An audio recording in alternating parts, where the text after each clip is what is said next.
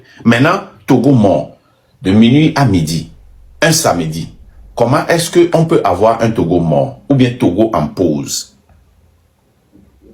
Est-ce que c'est possible pour une journée? Non, ce n'est pas possible. Parce que il y a eu des jours même qui ont été fériés et le gouvernement a pu supporter. Maintenant, quelques personnes vont s'asseoir, vont rester au pays alors que nous avons déjà eu un duplicata le 30 août où on a prédit que les trottoirs seront remplis et il n'y aura pas d'activité à part les manifestations. Qu'est-ce que Faure a fait? Il a répliqué et il y a eu du sport sur toute l'étendue du territoire. Alors, après mes analyses lucides, j'ai vu que c'est impossible. Il n'y aura pas de pause le 6 juin et le Togo ne sera pas mort le 6 juin. Avec cette lucidité, si j'étais à leur place, j'allais dire, je n'allais même pas sortir avec ça parce que la lucidité me permet de ne pas faire ça. Maintenant, est-ce que le peuple même a cette lucidité pour dire que c'est infaisable? Non. Parce que vous voyez des gens sur la toile qui ouvrent leur panel et encouragent cette stupidité. Le contraire de la lucidité, c'est la stupidité. Et qu'est-ce que c'est que la lucidité?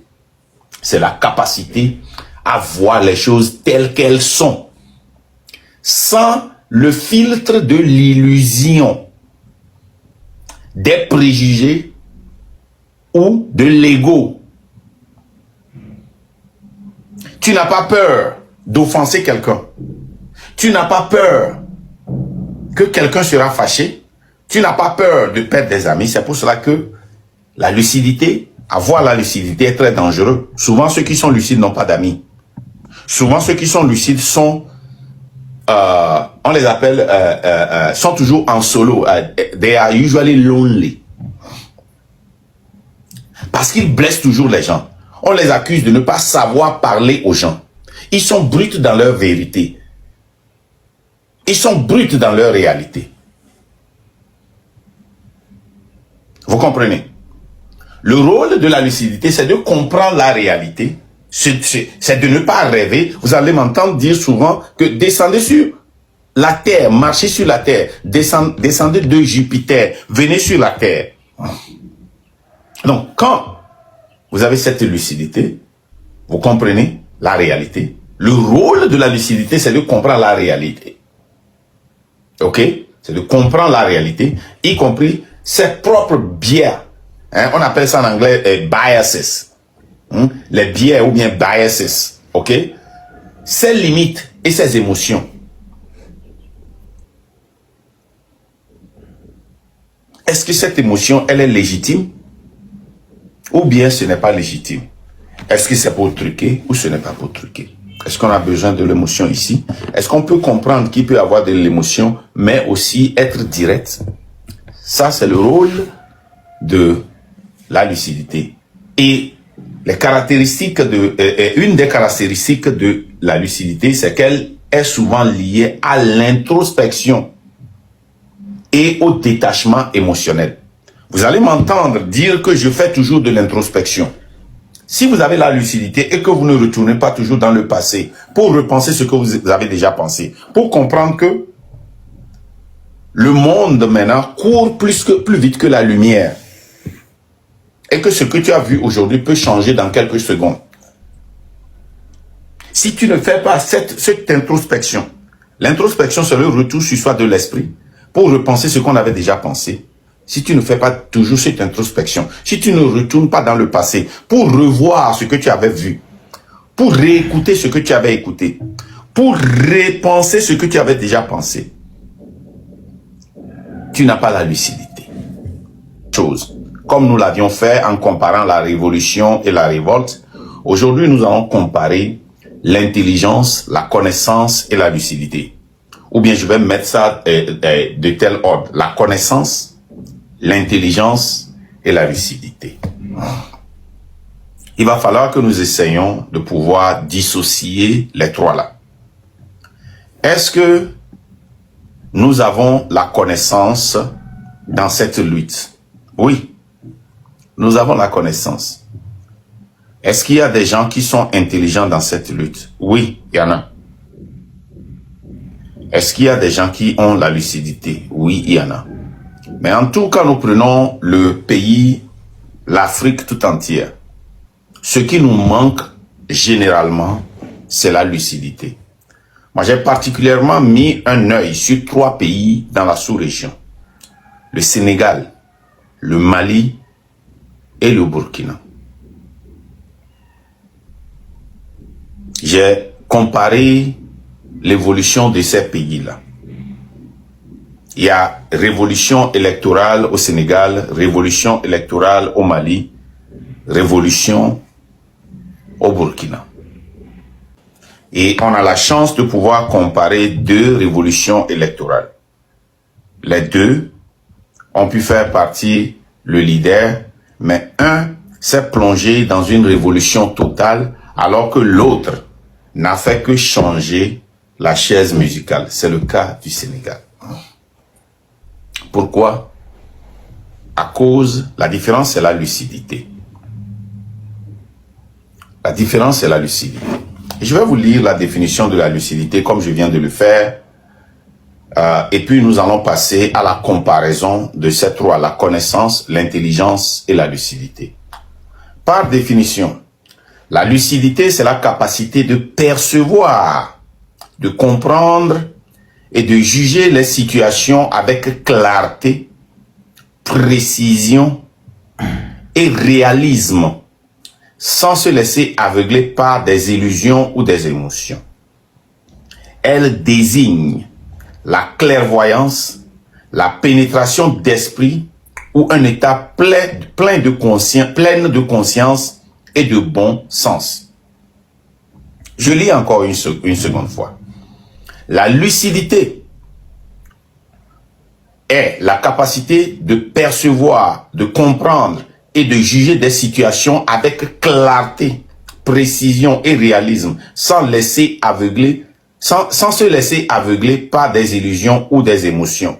Elle désigne la clairvoyance, la pénétration d'esprit ou un état de pleine conscience et de bon sens. Quand nous prenons cette définition et que nous comparons le Sénégal et le Burkina Faso et le Mali, prenons d'abord le Sénégal et le Mali, où il y a eu une révolution électorale au Sénégal. Ousmane Sonko, c'est lui qui donnait cette lucidité au peuple. Il y a eu un changement et lui, parce que le gouvernement qu'il voulait faire partir pour pouvoir faire la révolution l'a empêché d'aller aux élections présidentielles. Et il a pris Diomaye Faye. Mais, par manque de lucidité du peuple sénégalais, je dis lucidité, je ne dis pas le peuple sénégalais n'est pas intelligent. Il y a une différence entre la connaissance, l'intelligence et la lucidité. Par manque de clairvoyance. Ousmane Sonko, très tôt, comme au Mali, très tôt, comme au Burkina, très tôt, quand les premiers et deuxièmes présidents ont remplacé Blaise Compaoré et Ibeka, ont vu qu'on ne peut pas donner trop de temps à au nouveau homme fort qui est venu, parce que ils ne font pas, ou ils ne sont pas Togo Nouveau, Mama Zebra, ne sont pas sur le chemin que nous avons tracé pour le peuple togolais, que nous avons mandaté à suivre. Le Burkina a enlevé le premier président qui a remplacé rapidement Blaise Compaoré et le deuxième pour mettre Ibé. Le Mali rapidement a fait partie le premier président qui a remplacé Ibeka et le deuxième. Il y a eu 2 coups d'État au Mali, 2 coups d'État au Burkina. Mais au Sénégal, ils ont laissé Diomaye Faye s'accaparer des pouvoirs présidentiels, s'installer et maintenant ramener le Sénégal là où ils étaient quand ils avaient fait la révolution électorale. Pourquoi? Par manque de lucidité. Quand vous voyez les caractéristiques de la lucidité, vous allez voir que il y a d'abord la clarté intellectuelle, c'est-à-dire les facultés de voir les choses nettement et de comprendre des questions complexes. Il y a le réalisme, regarder la réalité en face, souvent avec courage, en évitant les illusions. État de conscience se dit d'une personne qui garde ou retrouve toute sa tête normalement entre des périodes de confusion. En réalité, chez nous, en Afrique, quand il y a un changement au niveau de la tête, et même si nous sommes en pleine révolution, l'excitation, c'est-à-dire l'émotion, la joie, toutes les caractéristiques corporelles nous prennent et nous guident, ce qui fait que nous perdons de vue cette lucidité. C'est ce qui est arrivé au Sénégal. Freedom était en train de donner l'exemple de l'Égypte. Ce que nous avons prêché aux Togolais en 2024 et 2025 est de faire attention pour que ce qui est arrivé au Gabon ne nous arrive pas. C'est ce qui est arrivé en Conakry et ça peut arriver au Madagascar. C'est ce qui est arrivé en Égypte. Qu'est-ce qui se passe? Le peuple a cette connaissance que rien ne va et il faut un changement. Et ils ont l'intelligence de pouvoir faire des analyses pour dire que il va falloir que le système parte. Mais il manque de lucidité, de clairvoyance pour comprendre que le colon est toujours là pour profiter des troubles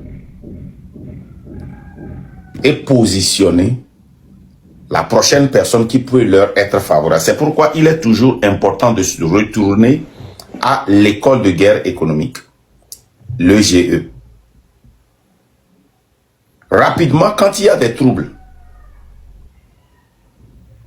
le colon sort toujours. Vous allez voir que quand le président de Madagascar avait fui, rapidement, il y avait un communiqué de Emmanuel Macron, le nouveau blogueur français.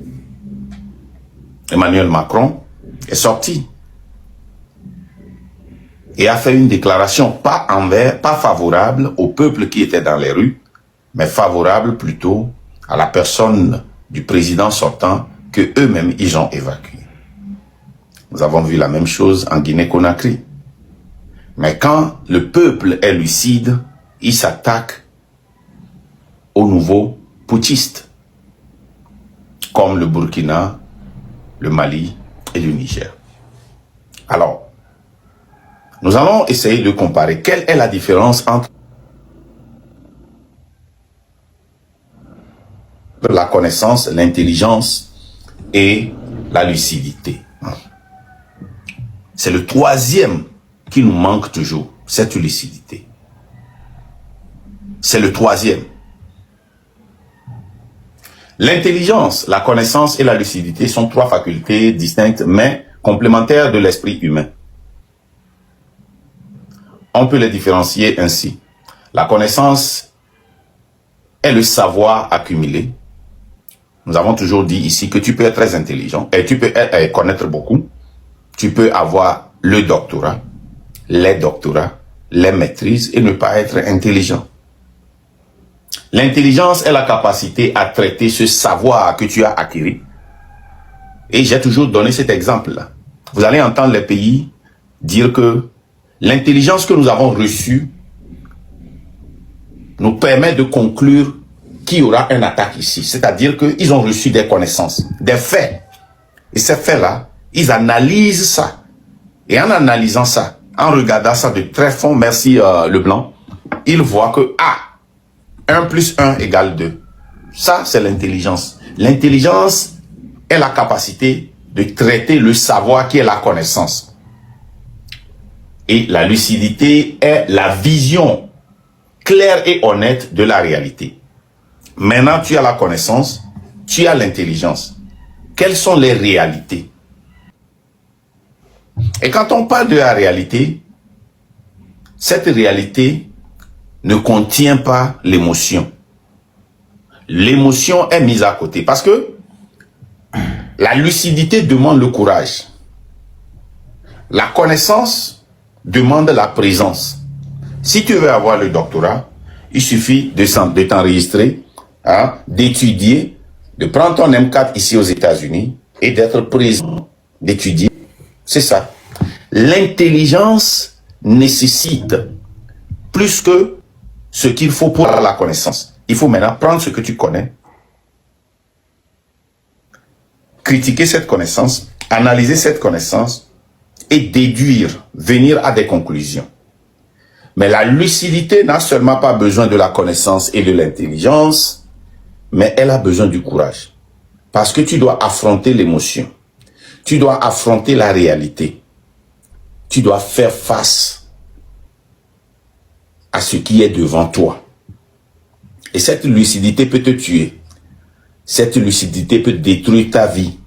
Cette lucidité peut détruire ton avenir parce que, écoutez, quand tu tues un cafard ou un serpent, tout le monde t'applaudit.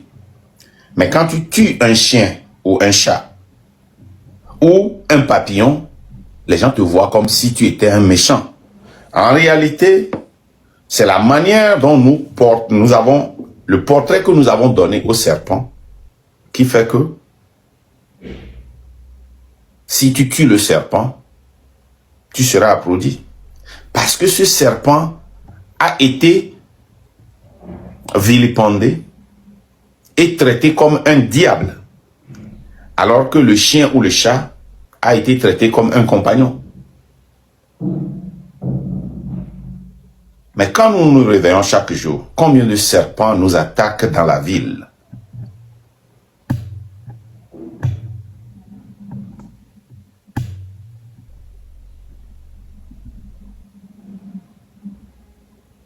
La lucidité demande le courage d'aller contre la masse. La lucidité demande le courage d'aller contre la connaissance, d'aller contre l'intelligence. On continue. La connaissance, c'est le quoi, le savoir. Je fais ce live parce que le live de Freedom était vraiment important. Je regrette que je n'ai pas eu le temps de pouvoir participer à ça, mais les 2 fois que j'ai suivi une petite partie, parce que moi j'étais déjà en retard, je me suis dit que je ne vais plus faire le live, je vais le faire demain parce que j'étais très en retard. Mais j'ai décidé de faire ce petit live pour éclairer certains points. Le savoir et l'intelligence seuls ne peuvent pas nous donner la révolution. Et même si le savoir et l'intelligence, la connaissance et l'intelligence nous donnent la révolution, nous allons faire une révolution. C'est comme si ici aux États-Unis, quand on arrache un arbre, on arrache tout un arbre, hein, un arbre qui a vécu pendant des années. On arrache ça et on s'en va planter ça. Il y a des machines pour arracher, déterrer l'arbre et aller positionner ça quelque part. Nous allons déterrer la structure, nous allons détruire cette structure et quelques années plus tard, voir cette structure replantée. La connaissance seule ne suffit pas. L'intelligence seule ne suffit pas. Il faut la clarté. Il faut la clairvoyance. Donc, la connaissance, c'est le quoi, le savoir. Par définition, c'est l'ensemble des faits, des informations, des compétences et expériences acquis par l'éducation ou le vécu. Ça, c'est le savoir. Tu as vécu dans la rue, tu as vu des choses, tu es allé à l'école, tu as eu l'éducation, tu as appris beaucoup de choses, hein, tu as de l'expérience parce que tu as géré quelque chose. Ça t'a donné une certaine connaissance et ça s'appelle le quoi, le savoir. Donc, on a le savoir et quel est le rôle du savoir? C'est la matière première, la base des données de l'esprit.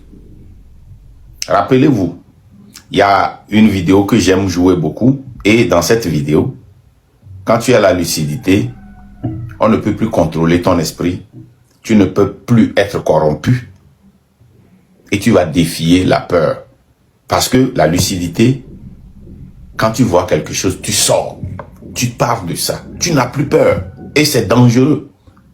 Les gens ont même peur d'être lucides.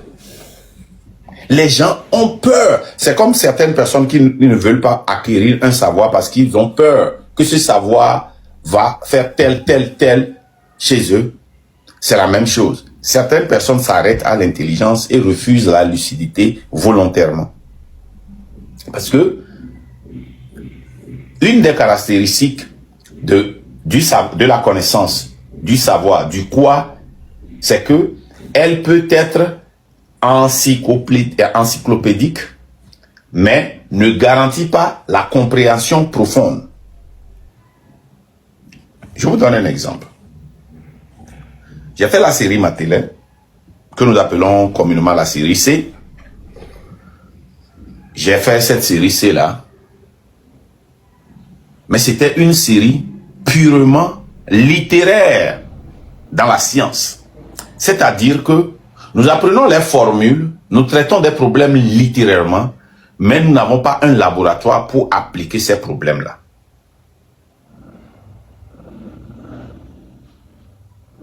Ok? Donc, je n'avais pas la compréhension profonde de ces formules que nous avions appris, de ces différents types de géométrie dans l'espace que nous avions appris. Mais quand j'étais venu aux États-Unis, maintenant, nous avons pris ces formules. On appelle la série C la série scientifique, mais c'est une série littéraire. Ce n'est pas une série scientifique. C'est une série littéraire de la science où on apprend les formules. On résout les problèmes dans la littérature. On pose des problèmes, mais on ne les pratique pas. Mais quand je suis venu ici aux États-Unis, la première des choses que j'ai fait, c'est d'utiliser ces formules-là. On m'a donné un rame de papier pour calculer et utiliser un rame de papier pour faire des enveloppes. Ça, maintenant, c'est l'intelligence. Le savoir que j'ai maintenant, il faut l'appliquer. Il faut analyser. Il faut utiliser ça. Et on rentre dans l'intelligence. C'est le comment, le traitement. Maintenant, nous traitons la formule pour avoir des enveloppes. Nous traitons la formule dans des affaires. Et voilà, gars, j'espère que vous avez une fois encore regardé la vidéo du début jusqu'à la fin. C'est une fois encore Mackenda. Et voilà, vous avez écouté tout ce qu'il a eu à dire. Qu'est-ce que j'ai encore à dire là-dessus? C'est Mackenda, c'est son univers au fait. Mackenda, c'est son univers, voilà. Et si tu vois Mackenda, c'est quelqu'un qui veut jouer comme un chef, qui veut jouer un chef, une gang, c'est-à-dire, c'est pas... Voilà, c'est ce que moi je vois en Mackenda, sur tout ce qu'il fait, tous ses mouvements. Je vois que c'est quelqu'un qui est en gang, voilà quoi, un chef, qui veut tout coordonner, qui veut, voilà. Il est dans son mode. Hein? Cette sortie qu'il a eu à faire, les gars. On ne peut pas blâmer tout. Non, parce qu'il est dans son monde, il est dans son truc au fait. Et puis comment j'ai connu Mackenda, en fait, c'est comme ça, hein, sa direction. Et puis comment j'ai connu Mackenda, sa direction, c'est ça en fait. Donc qu'est-ce que moi j'ai à dire? Peut-être que vous, mes abonnés, vous avez quelque chose à dire. Hein? Vous avez quelque chose à dire, parce que moi je ne sais pas. Dites-moi ce que vous en pensez dans les commentaires. Vous, mes abonnés, dites-moi ce que vous en pensez dans les commentaires. Qu'en pensez-vous sur Mackenda? Dites-moi plus sur Mackenda. Parce que moi, je n'ai rien à dire. Je vais rien dire au fait de tout. Dites-moi ce que vous en pensez sur la vidéo que vous avez regardée là. Qu'est-ce que vous en pensez? Donnez-moi vos idées. C'est très important, ok? Et ceux qui veulent faire les débats, faites les débats dans les commentaires. On va voir qui aura raison, mais exception, n'insultez pas. Faites des débats corrects, des débats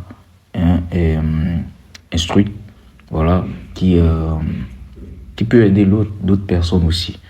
Mais pas d'insultes, faites des débats corrects, ok? J'espère bien que dans le débat là, ça va se faire dans les commentaires. Je vais vous sentir dans les commentaires. Sur ce sujet de Mackenda, je vais vous sentir dans les commentaires. Si vous êtes frère, vous avez vraiment suivi la vidéo jusqu'ici, Je sais très bien que vous allez commencer à faire ça dans les commentaires. Et je compte sur vous. Voilà. On se capte après pour une nouvelle vidéo. Ciao, ciao. N'hésitez pas à partager, à liker, à vous abonner et à faire la dernière chose que je vous ai demandé de faire, c'est-à-dire faire les débats dans les commentaires. Commentez et faites des débats. Je vous laisse ici. Ciao, ciao. En l'instant. Pour une autre vidéo. Bisous, bisous. Si c'est possible, regardez ça en famille. Pourquoi pas. Hein? Mais vous savez, je le dis toujours. Regardez les choses en famille et faites des débats aussi en famille.